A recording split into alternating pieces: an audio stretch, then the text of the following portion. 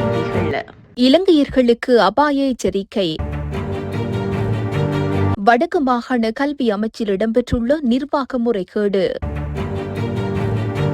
சாதாரணதர பரீட்சையில் இடம்பெற்ற முறைகேடு, சிஐடியில் முறைப்பாடு. போலி வாக்குகளை நம்பி மக்கள் ஏமாற வேண்டாம், வலியுறுத்தும் நாமல். பாரிஸ் ஒலிம்பிக் சுடரை ஏந்த ஈழத்தமிழர்களுக்கு கிடைத்த அரிய வாய்ப்பு. தடுப்பூசி இறக்குமதி மோசடி, முன்னாள் நிறைவேற்று அதிகாரிக்கு விளக்கமறியல். இந்தியாவின் உள் விவகாரங்களில் அத்துமீறி தலையெடுக்கிறது அமெரிக்கா.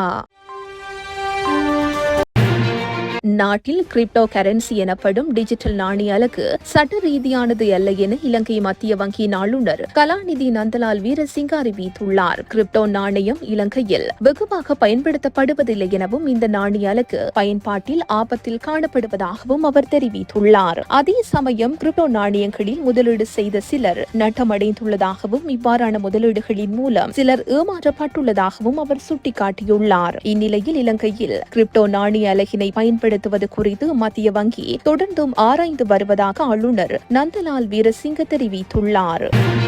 வடமாகாண கல்வி திணைக்களத்தின் மேலதிக மாகாண கல்வி பணிப்பாளர் தவுமாவின் பதவி முத்திரை தலைகீழாக பொறிக்கப்பட்டு அனுப்பப்பட்ட சம்பவம் யாழ்ப்பாணத்தில் இடம்பெற்றுள்ளது. குறித்த விடயம் தொடர்பில் தெரிய வருவதாவது, வடமாகாண கல்வி திணைக்களத்தின் மேலதிக மாகாண கல்வி பணிப்பாளரின் கையெழுத்துடன் அனுப்பப்பட்ட கடிதத்திற்கு இவ்வாறு தலைகீழாக அவரது பதவி முத்திரை பொறிக்கப்பட்டு அனுப்பப்பட்டுள்ளது. முன்வைக்கப்படும் குற்றச்சாட்டுகள் குறித்த கடிதத்தில் பதவி முத்திரையை பொறித்தவர் தலைகீழாக பொறிக்கப்பட்டுள்ளது என தெரிந்தும் கடிதத்தை புதிதாக வரையாமல் தலைகீழாக பொறிக்கப்பட்ட பதவி முத்திரைக்கு மேலாக மீண்டும் பதவி முத்திரை பொறிக்கப்பட்டு அனுப்பியுள்ளார். வடக்கு மாகாண கல்வி அமைச்சில் நிர்வாக முறைகேடுகள் இடம்பெறுவதாக பல்வேறு தரப்பினர்களும் குற்றம் சாட்டி வரும் நிலையில் கடிதத்துக்கு கூட ஒழுங்காக பதவி முத்திரை இடப்படாமை கல்வி அமைச்சு மீது முன்வைக்கப்படும் குற்றச்சாட்டுகளை ஆதாரப்படுத்துவதாக அமைகின்றமை குறிப்பிடத்தக்கது.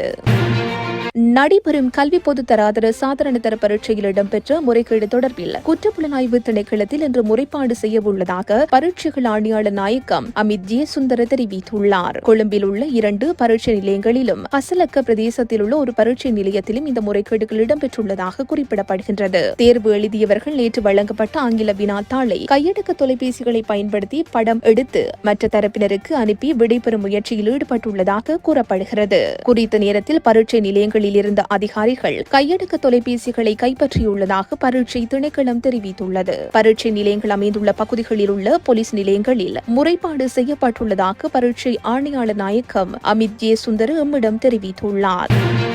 நாட்டில் ஆட்சி கவிழ்ப்பை முன்னெடுப்பதற்காக பலர் மே 9 காலிமுகத்திடல் போராட்டத்திற்கு வழிவகுத்ததாக ஸ்ரீலங்கா பொதுஜன பெரமுனவின் தேசிய அமைப்பாளர் நாமல் ராஜபக்ஷ தெரிவித்துள்ளார். ஊடகங்களுக்கு கருத்து தெரிவித்த போதே அவர் இதனை குறிப்பிட்டுள்ளார். மே 9 தாக்குதல் இடம்பெற்று இன்றுடன் 2 வருடங்கள் பூர்த்தியாகின்றன. போராட்டத்தை விட அதனை முன்னெடுத்தவர்கள் பயங்கரவாதிகளாக சித்தரிக்கப்பட்டுள்ளனர். போராட்டத்தில் காயமடைந்தவர்கள் இன்னும் வைத்தியசாலைகளில் சிகிச்சை பெற்று வருகின்றனர். சொத்துக்கள், வாகனங்கள் என்பன சேதமாக்கப்பட்டன. இந்த நாட்டில் சுயலாப தேவைக்காக ஜனநாயக உரிமைகளை பயன்படுத்தப்படுகின்றன. இந்த நாட்டில் சுயலாப தேவைக்காக ஜனநாயக உரிமைகள் பயன்படுத்தப்படுகின்றன. நாட்டு மக்கள் புத்திசாலிகள். எனவே போலி வாக்குறுதிகளை வழங்கி அரசியல் லாபம் தேடுபவர்களிடம் ஏமாற மாட்டார்கள் என்ற நம்பிக்கை உள்ளது என நாமல் ராஜபக்ஷ தெரிவித்துள்ளார். பிரான்ஸ் முழுவதும் இடம்பெறவுள்ள சர்வதேச ஒலிம்பிக் தீபத்தை 10,000 பேர் கரங்களில் ஏந்தி ஓடவிருக்கும் நிலையில் யாழ்ப்பாணத்தை சேர்ந்த தர்ஷன் செல்வராஜாவுக்கும் ஒலிம்பிக் தீபத்தை ஏந்தும் வாய்ப்பு கிடைத்துள்ளமை குறிப்பிடத்தக்கது. ஒலிம்பிக் தீபத்தின் நீண்ட அஞ்சலோட்ட சுற்றுப்பயணம் பிரான்ஸ் முழுவதும் இடம்பெறவுள்ள நிலையில் பாரிஸ் பிராந்தியத்தில் தீபத்தை ஏந்தும் வாய்ப்பு ஈழ தமிழர் ஒருவருக்கு கிடைத்துள்ளது. பாரிஸ் நகரில் கடந்த வருடம் சிறந்த பான் தயாரிப்பில் முதலிடம் பெற்று பிரான்ஸ் அதிபரின் வசிப்பிடமாகிய எலிஷா மாளிகைக்கு பான் விநியோகம் செய்யும் பெருமையை பெற்றவரான தர்ஷன் செல்வராஜா என்பவரை ஒலிம்பிக் தீபம் ஏந்துவதற்கு தெரிவாகியிருக்கிறார். நேற்று மார்சேய் நகருக்கு சென்றடையும் தீப பந்தத்தை பிரான்சின் பெருநிலப்பரப்பிலும் கடல் கடந்த நிர்வாக தீவுகளிலும் சுமார் 12,000 கிலோமீட்டர்கள் தூரத்துக்கு ஆயிரக்கணக்கானவர்கள் அஞ்சலோட்ட முறையில் மாறி மாறி சுமந்து செல்ல உள்ளனர். பிரான்சின் பாரிஸில் இடம்பெற்ற சிறந்த பான் உற்பத்தியாளர்களுக்கான போட்டியில் 2023 ஆண்டுக்கான விருதை வென்ற யாழ்ப்பாணத்தைச் சேர்ந்த தர்ஷன் செல்வராஜா பாரிஸ் ஒலிம்பிக் சுடரை ஏந்த உள்ளார். ஒலிம்பிக் தீபத்தை 10,000 பேர் கரங்களில் ஏந்தி ஓடவிருக்கும் நிலையில் யாழ்ப்பாணத்தை சேர்ந்த தர்ஷன் செல்வராஜாவுக்கும் ஒலிம்பிக் தீபத்தை ஏந்தும் வாய்ப்பு கிடைத்துள்ளமை குறிப்பிடத்தக்கது. சர்ச்சைக்குரிய ஹியூமன் இம்னோகுளோபிலின் தடுப்பூசியை இறக்குமதி செய்த சம்பவம் தொடர்பாக கைது செய்யப்பட்ட தேசிய மருந்துகள் ஒழுங்குபடுத்தல் அதிகார சபையின் முன்னாள் நிறைவேற்று அதிகாரி வைத்தியர் விஜித் குணசேகர விளக்கமறியலில் வைக்கப்பட்டுள்ளார். அவர் மாளிககந்த நீதவான் நீதிமன்றில் நேற்று முன்னிலைப்படுத்தப்பட்ட போதே எதிர்வரும் 20ஆம் தேதி வரை விளக்கமறியலில் வைக்குமாறு நீதவான் உத்தரவிட்டுள்ளார். தேசிய மருந்துகள் ஒழுங்குபடுத்தல் அதிகார சபையின் முன்னாள் நிறைவேற்று அதிகாரி வைத்தியர் விஜித் குணசேகர நேற்று முன்தினம் குற்றப்புலனாய்வு திணைக்களத்தில் முன்னிலையாகியிருந்தார். இதன்போது ஹியூமன் இம்னோகுளோபிலின் தடுப்பூசியை இறக்குமதி செய்த சம்பவம் தொடர்பாக அவர் வாக்குமூலம் வழங்கியதன் பின்னர் குற்றப்புலனாய்வு திணைக்கள அதிகாரிகளால் கைது செய்யப்பட்டிருந்தமை குறிப்பிடத்தக்கது.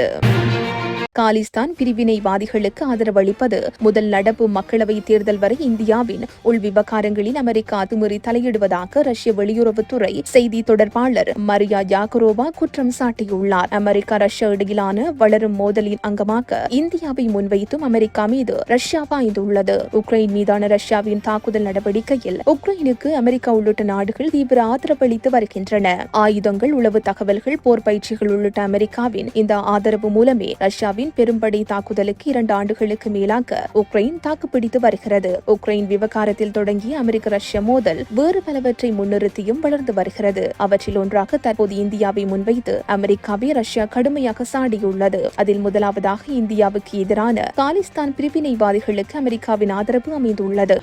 இத்துடன் இன்றைய பிரதான செய்திகள் நிறைவு பெறுகின்றன. உச்சி மீது வானிடிந்து வீழுகின்ற போதிலும்